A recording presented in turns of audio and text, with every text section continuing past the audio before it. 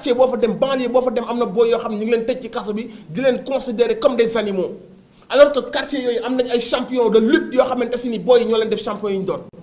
booy yi ñoo leen jàppale booy yi ñoo doon jël seen scooter di dàqante di dem ci mbappat yi di ànd ak ñoom ci arène bi fu la ñu dem fa di dee ñu oto yi di leen mbëkk ñuy jamante di xeex ba ñoom ñu nekk ay champion am ay milliards tey ci kaw booy yooyu noonu la moindre des choses day mooy seen ghetto yi bu doon dund ay naqar ñu def comme ni Tapha Mbeur def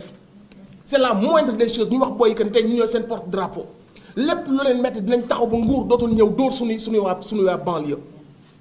qu'est-ce qu'ils sont devenus saa yu nguur bëggee woote futilité distraire bëgg a yóbbu xëcc askan bi détourner leen de l'essentiel ñoom la ñuy woo ñu def ay conférence de presse di culpabiliser la jeunesse man pour man ce sont des traîtres ce sont des lâches bu fekkoon que ni bëgg nañ fay naar bi xorom déglu naa Balla Gaye mu ne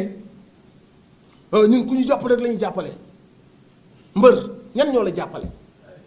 bi ngay wër naan defal jëndal leen ma mburoog mayonnaise ñan ñoo ko doon jënd jëndal leen ma fukki dara mu cere ñan ñoo ko doon jënd bi ngay daw ci dini booy naan la champion nga yaay suñu champion ñan ñoo ko doon def boo doon jaar ci VDN bi naan da ngay dem stade ñan ñoo doon jël seen moto ba oto yi di leen mbëkk ci yoon bi kon xamal ñi la jàppale ñii dañoo ñëw pour utiliser sa image pour mën a endormir sa peuple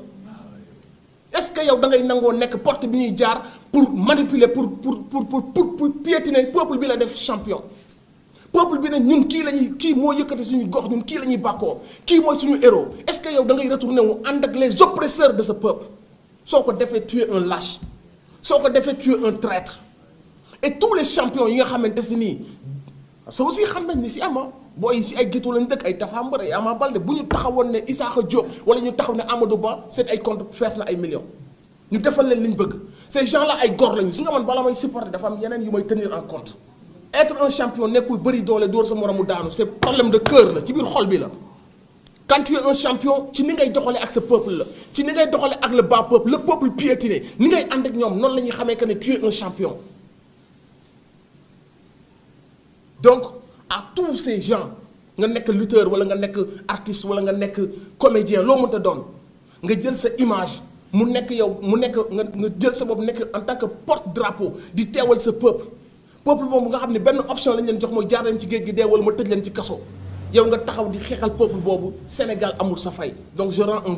vibrant hommage bu ma ko jaarale si Tapha Mbeur à toutes ces personnes là yu nga xam ni jël nañ seen responsabilité taxaw pour le peuple parce que ce peuple est piétiné dans son propre pays ñanguwul sax jël la parole